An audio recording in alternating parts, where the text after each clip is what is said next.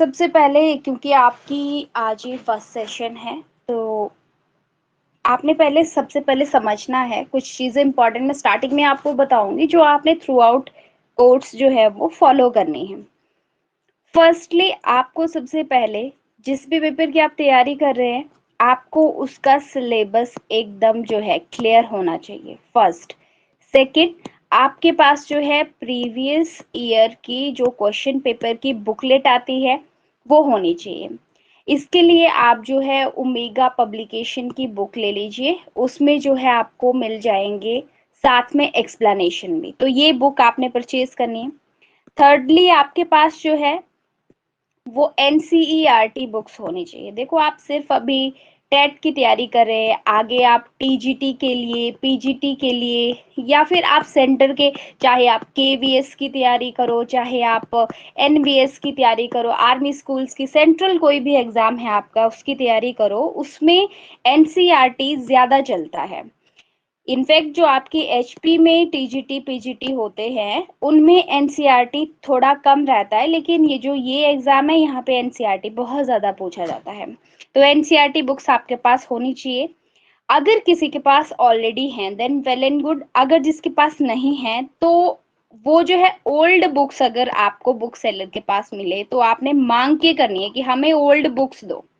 Old books में क्योंकि अभी जो है 2024 से हिमाचल में भी, 2023 से सेंट्रल गवर्नमेंट में और हिमाचल में भी रिड्यूस हो गया सिलेबस इन एनसीईआरटी बुक्स में। तो पुरानी वाली बुक्स में आपको ज्यादा चैप्टर मिलेंगे और वो आपके लिए यूजफुल होंगे। तो ओल्ड बुक्स अगर आपको मिलती हैं तो वेल एंड गुड, तो आप उन्हें ले लीजिए। अगर नहीं मिलती है तो आप न्यू बुक्स को ले लीजिए। प्लस मैं आपको चैप्टर बता दूंगी जो डिलीट हुए हैं उनकी आप पीडीएफ अवेलेबल आपके पास हो जाएगी, गूगल के ऊपर उसकी अवेलेबल होगी। ठीक है, तो ये तीन सबसे ज्यादा इंपॉर्टेंट चीजें हैं, ये आपके पास होनी ही चाहिए। अब जैसे ही हम प्रिपेयर करना शुरू करेंगे, चैप्टर वाइज हम पढ़ेंगे, तो यहाँ पे जो भी चैप्टर आपको पढ़ाया जाएगा डेली उसका आपने क्या करना है, अपने साथ साथ में नोट्स आपको मिलेंगे पर आपने अपने नोट्स बनाने हैं। आप ड्यूरिंग क्लास बना सकते हैं या क्लास के बाद बनाने, आपकी मर्जी है, जिस तरीके से भी आप कंफर्टेबल हो वैसे आप अपने नोट्स बनाइए। ये बहुत इंपॉर्टेंट है। जो आपका टेट एग्जाम है आपको पता है कि टोटल 150 मार्क्स का आता है, जिसमें से आपको जो है वो 90 मार्क्स और रिजर्व कैटेगरी वालों को 82 मार्क्स लेने होते हैं। तो ये कोई ज्यादा बड़ी प्रॉब्लम नहीं होती है। इसके लिए ये है कि आपको सही तरीके से प्रिपरेशन करनी है, डेली के थोड़ा टाइम दो चाहे, लेकिन वो कैसे देना है, क्या पढ़ना है, कहाँ से पढ़ना है, दैट इज इम्पोर्टेंट। तो इसके लिए आप ये नहीं बोल सकते कि कई स्टूडेंट ये बोलते हैं कि मेरा केमिस्ट्री बहुत वीक है इसकी वजह से मेरा टेस्ट नहीं होता। केमिस्ट्री सिर्फ 30 मार्क्स का है, बाकी 120 के लिए आप फाइट कर रहे हैं। तो फिर देखो ऐसा नहीं है, हर एक जो सिलेबस है वो अपनी एक वेटेज रखता है। अब मेडिकल वालों के लिए आपने एक चीज और ध्यान रखनी है, आपने एक तो बायोलॉजी अपना बहुत स्ट्रॉन्ग करना है, 60 मार्क्स का आपको ये आता है, इसमें से 55 तो आपके बनने ही चाहिए और इजीली बनते हैं अगर आप कॉन्टिन्यूस प्रैक्टिस रखते हैं क्वेश्चन की, तो ये इजीली बन जाते हैं। 50 तो आराम से मेरे स्टूडेंट्स के मैक्सिमम के 50 बायो में आते ही आते हैं। ठीक है, तो इसके साथ में आपने साइकोलॉजी जो बता रही हूँ मैं, सिलेबस साइकोलॉजी का लिमिटेड है। ठीक है, उसके बाहर आपको चीजें मतलब जैसे 30 क्वेश्चन आते हैं तो 25 तो ऐसे क्वेश्चन होंगे जो हमारे पढ़ाए हुए ही आएंगे डेफिनेटली। 5 क्वेश्चन घुमा फिरा के आते हैं। ठीक है, तो उनमें मतलब 25 आपने ये टारगेट 23 टू 25 मार्क्स आपके यहाँ पे आराम से बनते हैं, आराम से। ठीक है, आपने 3 ऐसे सब्जेक्ट रखने हैं, जैसे आपने एक बायोलॉजी रख लिया, प्लस एक आपका साइकोलॉजी रख लिया, एक आप जीके रख लो, ये 3 सब्जेक्ट आप स्ट्रॉन्ग कर लो। बाकी अगर मान लो आपका केमिस्ट्री वीक है तो इसको आप लास्ट में लेके चलो, आपके हाफ 15 नंबर भी आते हैं 30 में से, परसेंटेज जो है आपका 50% भी यहाँ पे रहता है, तो भी आपका आराम से काम चल पड़ेगा। तो आपने इस चीज से डरना नहीं है कि मेरा अगर केमिस्ट्री वीक है तो कैसे होगा, राइट। सिलेबस आपको क्लैरिटी होनी चाहिए, कोई चीज आपको नहीं पता होगी कि क्या कौन सा कितने मार्क्स का क्या चीज रहता है तो आप पूछ सकते हैं। बाकी बेसिक चीजें जो है वो मैंने आपको बता दी। तो चलिए पहला सेशन हम यहाँ पे जो है इंट्रोडक्शन का लेते हैं। देखिए बायोलॉजी में हम शुरू कर रहे हैं, यूनिट हमारा रहेगा जो दैट इज रिप्रोडक्शन। तो काफी ज्यादा बेसिक क्वेश्चन यहाँ से बनते हैं, वेरी इंपॉर्टेंट, इजी यूनिट है। पहले तो रिप्रोडक्शन में हम जो है कुछ जो है ऑर्गेनिजम्स के अंदर बेसिक चीजें, बेसिक टर्म्स यहाँ पे आपको आती हैं, जो टर्म्स आपको क्लियर होनी चाहिए। ये टर्म्स से चाहे क्वेश्चन आगे आए चाहे ना आए, लेकिन ये टर्म्स आपके लिए बहुत इंपॉर्टेंट है, जिनका क्लियर होना बहुत जरूरी है, क्योंकि ये दूसरे क्वेश्चन से कोरिलेट करते हैं। बेसिक टर्म्स है, बिल्कुल बेसिक चीजें हैं ये। और कई बार जैसे कि अभी जो टैट हुआ था, जो मैं बात करूं जून 2024 का, ये बिल्कुल बेसिक क्वेश्चन पे बेस्ड था। एडवांस क्वेश्चन बहुत कम थे। तो कई बार क्या होता है, बेसिक क्वेश्चंस आते हैं, बेसिक स्ट्रॉन्ग करना इसलिए इंपॉर्टेंट है। फिर ऑर्गेनिज्म के बारे में हम पढ़ेंगे, लोअर ऑर्गेनिज्म जैसे bacteria, yeast and unicellular organism mostly. Then secondly reproduction unit में आप प्लांट रिप्रोडक्शन इन डिटेल पढ़ते हैं, बहुत ज्यादा डिटेल में। थर्डली आप पढ़ेंगे ह्यूमन रिप्रोडक्शन, ये भी डिटेल में है। और फोर्थ चैप्टर इसी यूनिट का रहता है आपको रिप्रोडक्टिव हेल्थ, जो ह्यूमन बीइंग के बारे में दिया, रिप्रोडक्शन से जुड़ी हुई हेल्थ इश्यूज क्या है, कौन कौन सी सेक्सुअली ट्रांसमिटेड डिजीजें कैसे होती हैं, कॉन्ट्रासेप्टिव मेजर एंड और ये छोटा सा एक यूनिट है आपके पास। तो हम स्टार्ट करेंगे रिप्रोडक्शन इन ऑर्गेनिज्म, बिल्कुल बेसिक चीज। चलिए शुरू करते हैं। तो अभी हम शुरू कर रहे हैं हमारा ये पहला सेशन। ध्यान से सुनेंगे एक एक चीज, क्योंकि लास्ट में होने वाला है आपका क्वेश्चन आंसर सेशन, जिससे जो लेक्चर में आप पढ़ते हैं उसी का एक रिवीजन रहेगा वो, राइट। सबसे पहली बात, रिप्रोडक्शन होता क्या है। तो रिप्रोडक्शन एक ऐसा बायोलॉजिकल प्रोसेस है जिसमें क्या होता है, न्यू इंडिविजुअल बनता है पेरेंट्स से, ठीक है, पेरेंटल बॉडी से। अब ये जो पेरेंटल बॉडी है, ये यूनिसेलुलर मल्टीसेलुलर, कब कैसे कौन सा प्रोसेस होता है, ये वेरी करता है ऑर्गेनिज्म टू ऑर्गेनिज्म। कई बार क्या होता है, न्यू इंडिविजुअल जो बन रहा है वो बिल्कुल कैसा होता है, आइडेंटिकल होता है, बिल्कुल किसकी तरह, अपने पेरेंट्स की तरह, बिल्कुल आइडेंटिकल होता है। तो पहले तो रिप्रोडक्शन की हम जो है दो टाइप मेनली पढ़ते हैं, एक को हम बोलते हैं एसेक्सुअल रिप्रोडक्शन और दूसरा होता है that is sexual reproduction. Asexual reproduction में जैसे कि आप सभी को पता ही होगा कि यहाँ पे जो है वो गैमीट्स नहीं बनते हैं, नो गैमीट्स। और सेक्सुअल रिप्रोडक्शन के अंदर जो होता है वो गैमीट्स जो है, गैमीट फॉर्मेशन होता है, जिससे आगे न्यू इंडिविजुअल बनता है, ठीक है, गैमीट फॉर्मेशन। सो एसेक्सुअल रिप्रोडक्शन हम सबसे पहले पढ़ेंगे, टाइप एसेक्सुअल।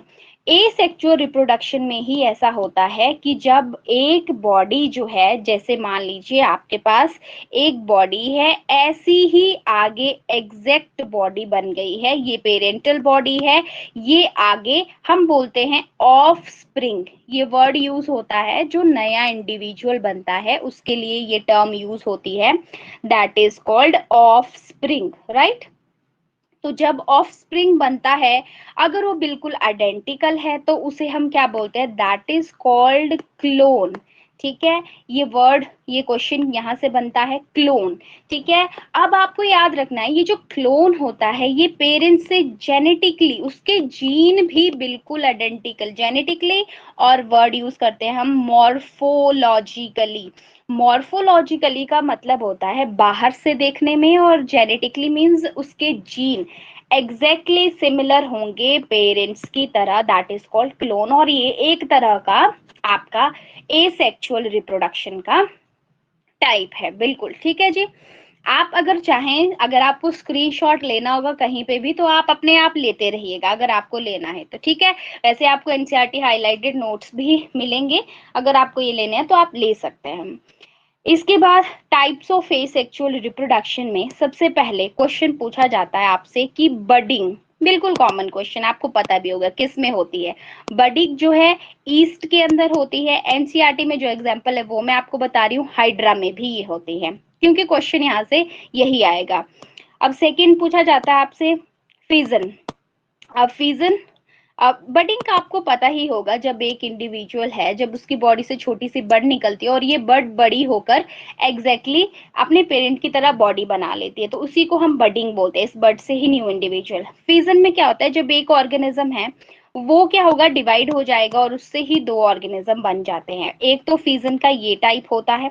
फिजन एक और तरह से भी होता है, जब जो है एक ऑर्गेनिज्म से आगे मल्टीपल मल्टीपल बॉडीज बन जाते हैं। ठीक है, तो फिजन दो तरह का, एक तो हम बोलते हैं जब दो बॉडीज बनती हैं, that is called by, by मतलब दो। ठीक है, बाइनरी, इसको हम बोल देते हैं दैट इज, एक सेकेंड, बाइनरी फिजन, जब दो इंडिविजुअल, और मल्टीपल फिजन दूसरा क्या है, that is multiple fission. Binary fission से आपका एग्जाम्पल पूछा जाता है तो वो है that is amoeba and paramecium. Amoeba and paramecium. Multiple fission जैसे कि प्लाज्मोडियम, प्लाज्मोडियम एक कॉमन एग्जाम्पल इसका है। ओके, तो एक तो ये पूछे गए क्वेश्चंस भी हैं क्योंकि ये सारे आपसे। इसके बाद नेक्स्ट जो है थर्ड, जो एनसीईआरटी में दिया हुआ है, जूस्पोर। ये जूस्पोर एक तरह के स्पोर्स होते हैं, इनके थ्रू कौन सा ऑर्गेनिज्म रिप्रोड्यूस करता है asexually, that is Chlamydomonas, Chlamydomonas. Fourth आपका है दैट इज कोनिडिया, ये भी पूछा गया क्वेश्चन है, कोनिडिया। कोनिडिया बनते हैं दैट इज पेनिसिलियम, जो कि एक फंगस है। पेनिसिलियम क्या है, एक फंगस है, जिससे पहली एंटीबायोटिक भी बनाई गई थी, ये एक फंगस है। इसके बाद नेक्स्ट है आपका दैट इज, ये भी अभी तक ये क्वेश्चन पूछा नहीं है, हो सकता है पूछ लिया जाए एनसीईआरटी में, ग्लिम्यूल्स। ग्लिम्यूल्स रिप्रोडक्टिव स्ट्रक्चर होते हैं, किस में पाए जाते हैं, स्पॉन्ज में। ठीक है, स्पॉन्ज एग्जाम्पल है इसका, ये आपसे हो सकता है पूछ लिया जाए। अब देखो, मैंने आपको बताया कि जो अमीबा है इसमें बाइनरी फिजन होता है, बट स्टूडेंट्स एनसीईआरटी में थोड़ा सा दिया हुआ है कि अमीबा में मल्टीपल फिजन भी होता है। कब, कुछ कंडीशन में, जब जो है अमीबा अनफेवरेबल, यानी कि उसकी बॉडी कंडीशन एनवायरमेंटल कंडीशन से अलग है, अनफेवरेबल कंडीशन में। मान लीजिए ये अमीबा की एक बॉडी है, राइट, अमीबा की ये मेम्ब्रेन मान लीजिए, ये इसका न्यूक्लियस आ गया। तो अनफेवरेबल कंडीशन में सबसे पहले क्या करेगा, ये सबसे पहले अपने अराउंड ये तीन कवरिंग बना लेगा। याद रखना आपने, 3 लेयर्ड दिया हुआ एनसीईआरटी में, 3 लेयर्ड कवरिंग बना देता है। इन 3 लेयर्ड कवरिंग को सिस्ट नाम बोला गया है। क्या बोला गया है, सिस्ट बोला गया है। ये बना लेता है अपने चारों तरफ। ये जो इन 3 लेयर्स की फॉर्मेशन हो रही है, formation of cyst, that is called encystation. देखो, हालांकि अभी तक यहाँ से क्वेश्चन नहीं है, हाईलाइटेड वर्ड है एनसिस्टेशन एनसीईआरटी का, तो बहुत हाई प्रोबेबिलिटी है कि आने वाले टाइम में क्वेश्चन यहाँ से पूछा जाएगा। एनसिस्टेशन, फॉर्मेशन, बनने के प्रोसेस को। अब क्या होगा, जब फेवरेबल कंडीशंस आएंगी, ठीक है, फेवरेबल कंडीशन जब अमीबा के लिए आएंगी, तो अमीबा क्या करेगा, अपनी इस बॉडी के अंदर ही बहुत सारे स्पोर लाइक स्ट्रक्चर बना लेगा। क्या करेगा, स्पोर लाइक स्ट्रक्चर बना लेगा। इन स्पोर्स को यहाँ पे नाम दिया गया है दैट इज स्यूडोपोडियोस्पोर्स, स्यूडोपोडियोस्पोर्स। माइन्यूट छोटे छोटे अमीबा इन्हें माना गया है। तो इसके बाद ये वॉल जो है यहाँ से टूट जाती है, बर्स्ट हो जाती है, रप्चर हो जाती है। बर्स्ट होने के बाद ये सारे स्पोर जो है बाहर निकलकर इंडिविजुअल अलग अलग बहुत सारे अमीबा बनाते हैं। ठीक है, ये क्या करेंगे, बहुत सारे अलग अलग अमीबा बन जाएंगे, और ये जो इनका स्पोर बाहर रिलीज होने का प्रोसेस है, दैट इज स्पोरुलेशन। ठीक है, उसको हम स्पोरुलेशन बोलते हैं। तो इस तरह से अमीबा के अंदर प्रोसेस ऑफ स्पोरुलेशन होता है, और amoeba as a multiple fission एक प्रोसेस को गो थ्रू करता है। ठीक है, इज दिस क्लियर? जल्दी से बताइए मुझे चैट सेक्शन में फटाफट से कि आपको ये स्पोरुलेशन, एंसिस्टेशन, सिस्ट फॉर्मेशन, ये टर्म्स क्लियर है अमीबा में? ओके, ठीक है, सबने एक्टिवली रिप्लाई करना है, ठीक है, हर उसमें। ओके, ठीक है, डन।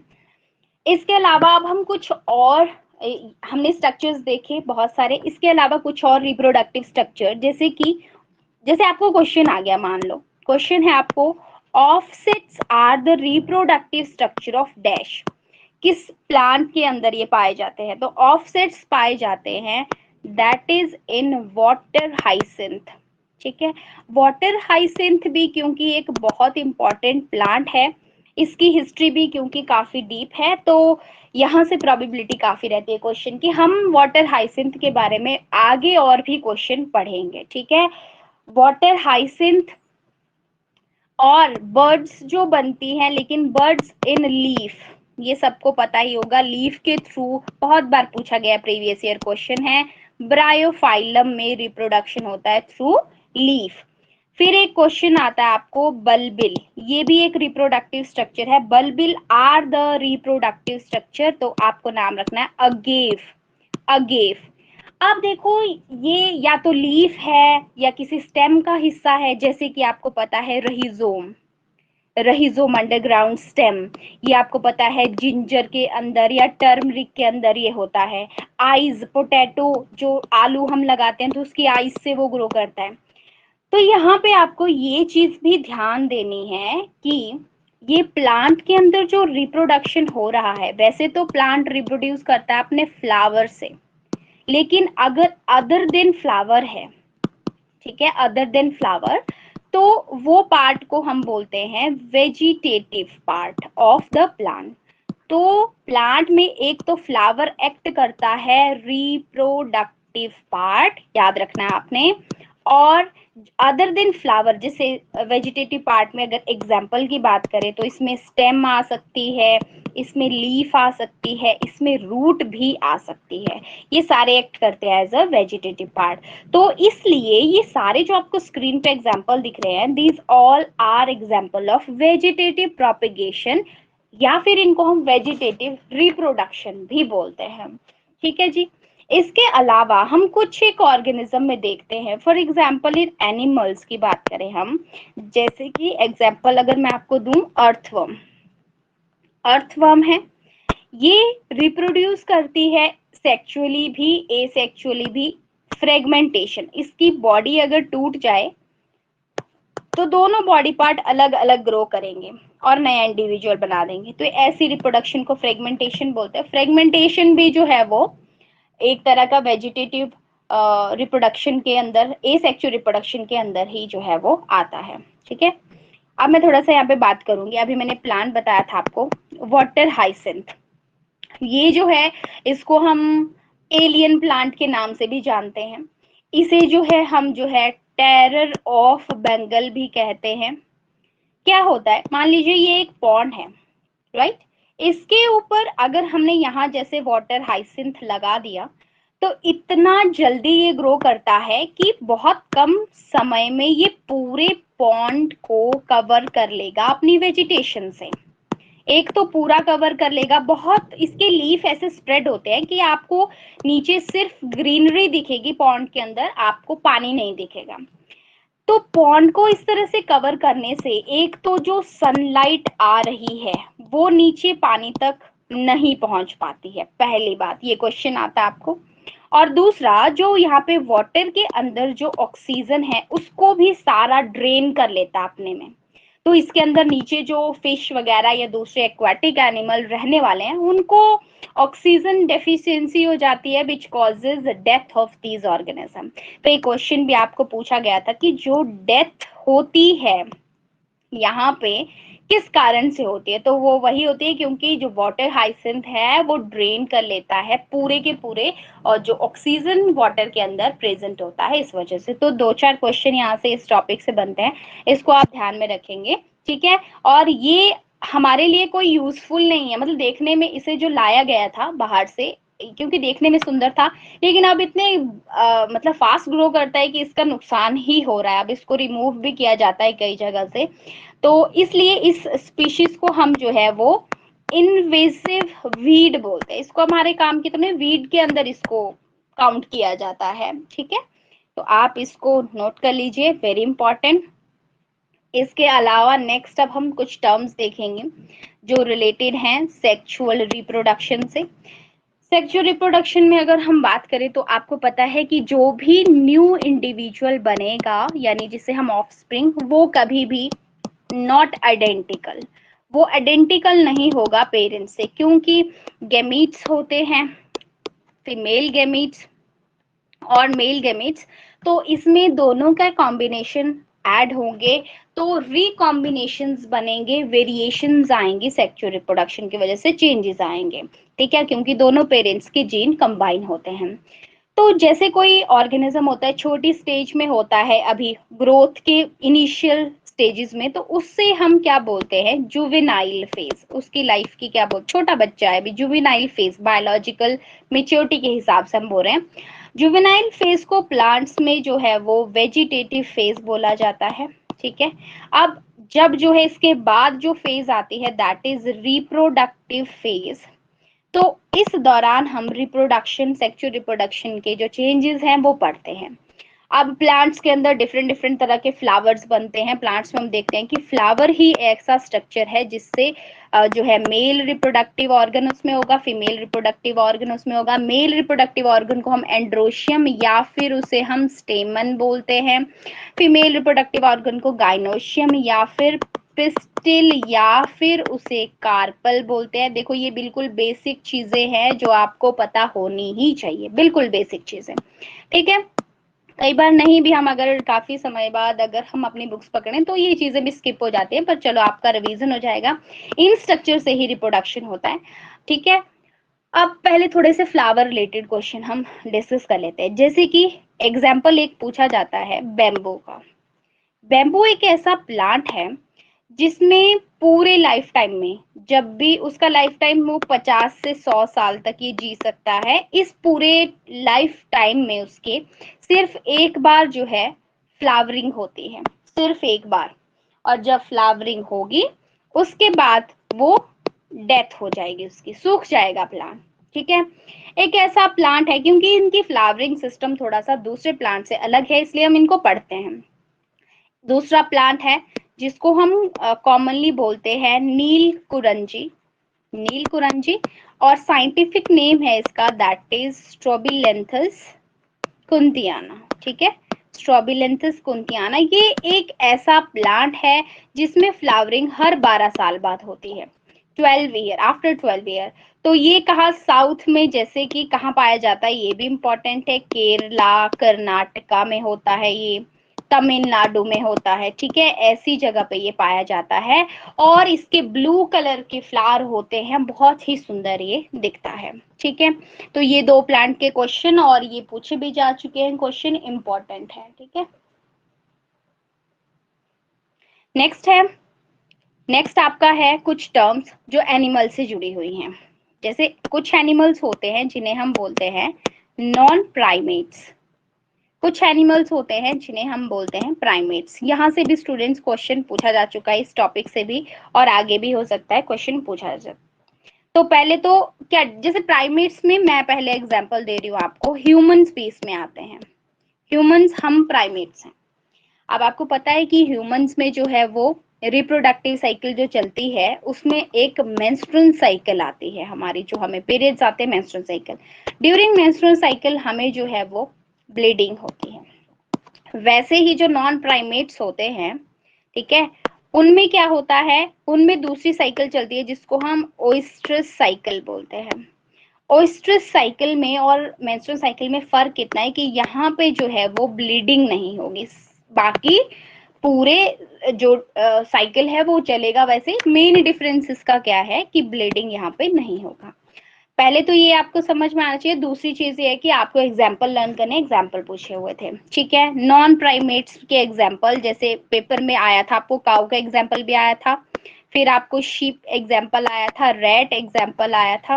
रैट के साथ इसमें आपका आ जाता है डॉग, फिर आपका डियर, मैं एनसीईआरटी के ही बता रही हूँ अभी आपको, टाइगर। ये एनसीईआरटी के ही सारे एग्जाम्पल हैं जो आपको लर्न करने हैं।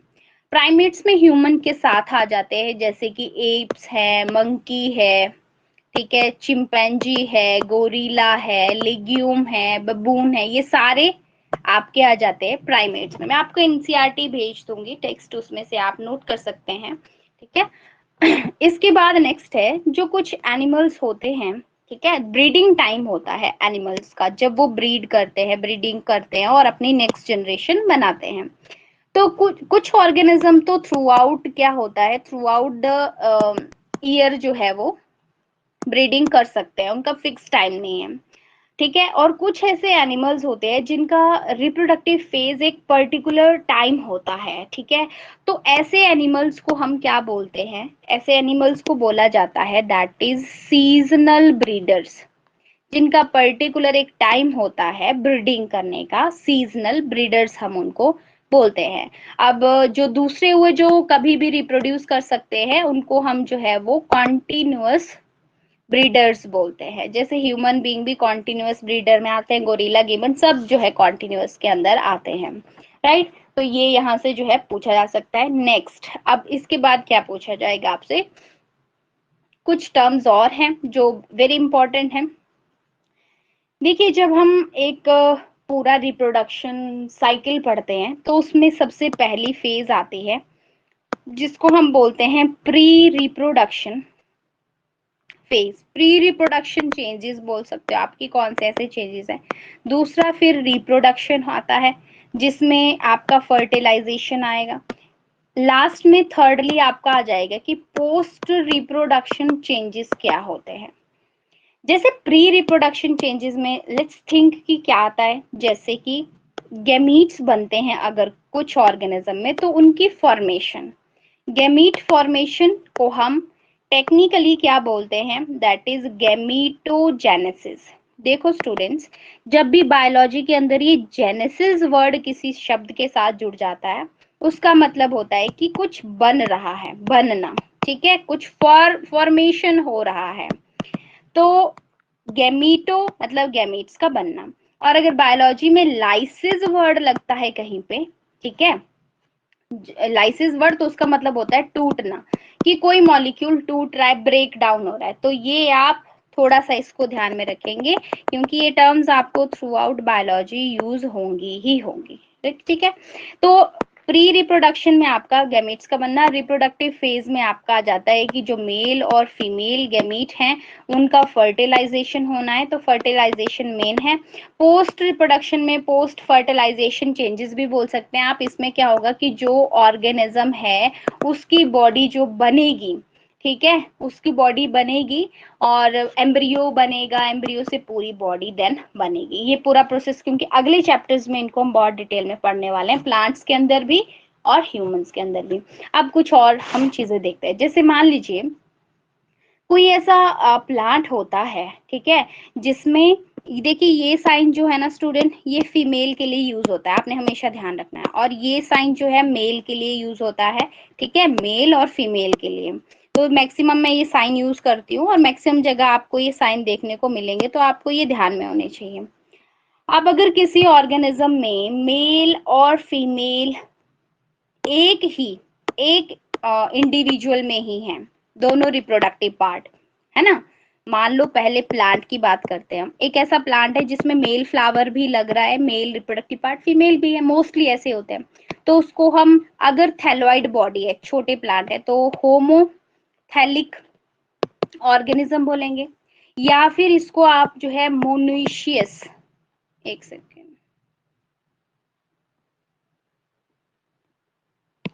मोनोइशियस, ठीक है, क्योंकि ये टर्म क्लियर आपको बिल्कुल करनी है, मोनिशियस प्लांट भी बोलते हैं, ठीक है। और अगर जो है मेल बॉडी प्लांट की अलग है, फीमेल बॉडी अलग है, मतलब एक प्लांट पे सिर्फ आपको फीमेल फ्लावर ही दिख रहे हैं या एक बॉडी पे आपको सिर्फ मेल फ्लावर ही दिख रहे हैं, तो उसे हम क्या बोलेंगे, तब हम वर्ड यूज करते हैं हिट्रो। हिट्रो का मतलब होता है अलग अलग है, थैलिक, या फिर डाई मतलब दो हैं, अलग हैं, डाइशियस वर्ड हम यूज करते हैं। तो टर्म्स का मीनिंग साथ में ध्यान में रख के आप कर सकते हो, डाई। और देखो, अब दो अलग अलग प्लांट है तो यहाँ पे हम इनको यूनिसेक्सुअल प्लांट भी बोल सकते हैं, और यहाँ पे हम इनको by sexual flower bearing plant बोल सकते हैं। इनमें यूनिसेक्सुअल वो लगेंगे फ्लावर्स। अब यहाँ पे आते हैं आपको एग्जाम्पल पेपर में, तो पहले तो ये टर्म्स क्लियर हो गया, अब इनके एग्जाम्पल। जैसे कि एग्जाम्पल आपसे पूछा जा चुका है, मोनेशियस प्लांट्स, ठीक है, कौन कौन से, डाइशियस कौन से हैं। तो यानी कि यूनिसेक्सुअल जो फ्लावर हैं, ठीक है, वो किस में लगते हैं, वो कौन से होंगे, यानी वो कैसे हैं, वो डाइशियस प्लांट है, क्योंकि उनके मेल और फीमेल दोनों पार्ट अलग हैं। पपाया, डेट पाम, ठीक है, ये एनसीईआरटी के आपके एग्जाम्पल हैं, वेरी इंपॉर्टेंट। ठीक है, इसके साथ वाटरमेलन भी आपको याद कर लेना है, ये भी क्योंकि आपसे पेपर में पूछा हुआ है। दूसरा आपका एग्जाम्पल आ जाता है मोनेशियस प्लांट का, जो कि जिसमें जो है वो बाइसेक्सुअल फ्लावर जो है वो लगेंगे, ठीक है, सेपरेट नहीं होंगे जो, ठीक है। सेम इंडिविजुअल मोनेशियस के आ जाएंगे आपके, जैसे कि कुकर बिट्स है, कोकोनट है, ये आपके इंपॉर्टेंट एग्जाम्पल हैं, ठीक है। अब देखो कुछ फ्लावर रिलेटेड टर्म्स भी हैं कि अगर सिर्फ मेल फ्लावर के लिए क्या टर्म यूज करेंगे, तो वो एक flower morphology in flowering plant +1 में एक चैप्टर है, वहां पे डिटेल में हम इसको वहां पे और ज्यादा पढ़ेंगे, यहाँ पे स्किप कर देंगे ये, ठीक है। तो बताइए ये टर्म्स जो यहाँ तक हमने पढ़ी आपको क्लियर है? एक बार फटाफट से मुझे कंफर्मेशन दे दो, थोड़ा सा हमारा और अभी बचता है इसमें।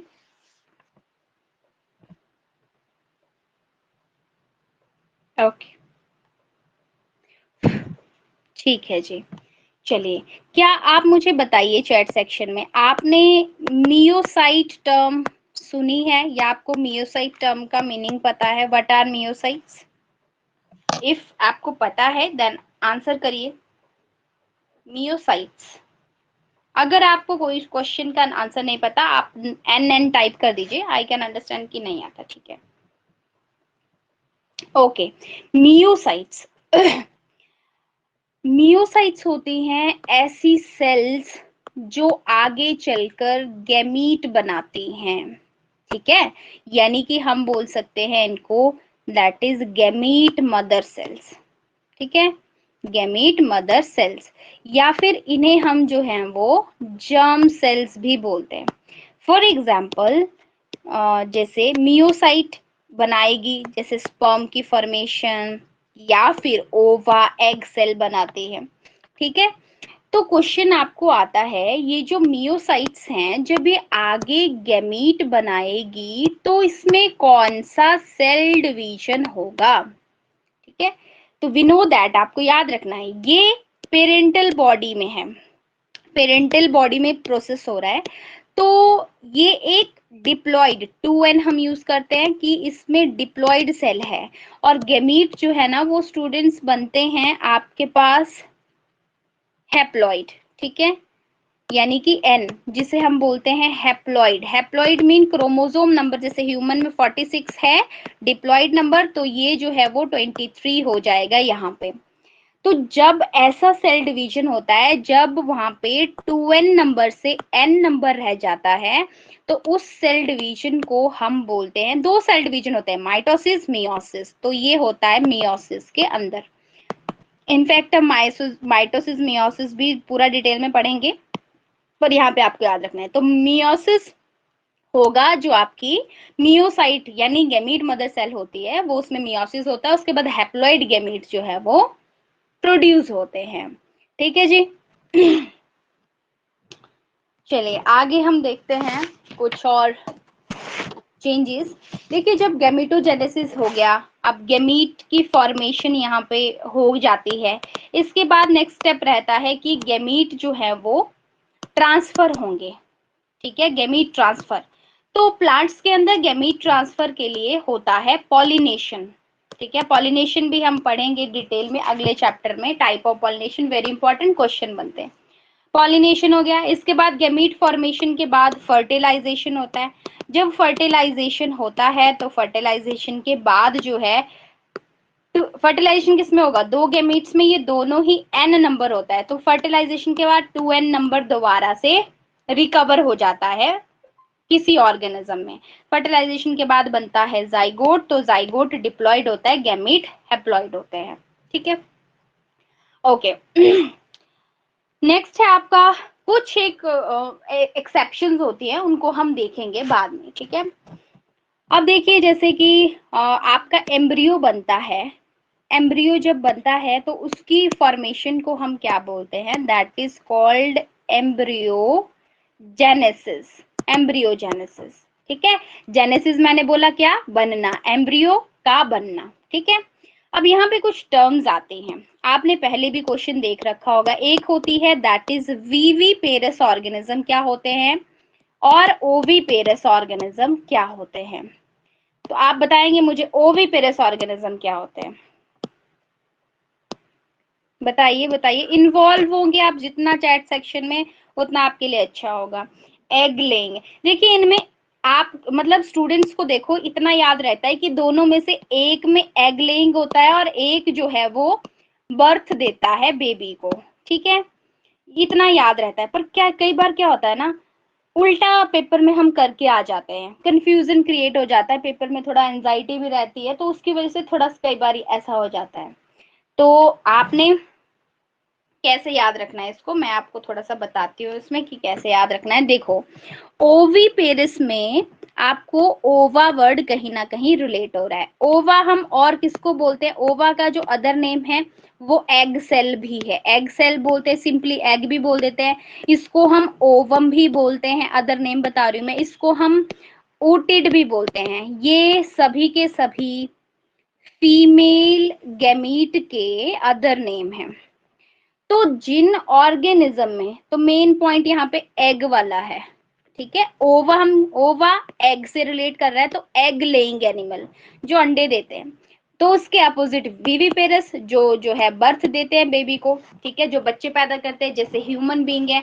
और विविपेरस ऑर्गेनिज्म जो है वो बच्चों को पैदा करके ब्रेस्ट फीडिंग करते हैं, ठीक है, मदर मिल्क से बच्चे को फीड करते हैं, वो विविपेरस ऑर्गेनिज्म आ जाते हैं। एग्जाम्पल की जरूरत यहाँ पे होनी नहीं चाहिए, आपको अंडरस्टूड हो रहा है ये, ठीक है जी।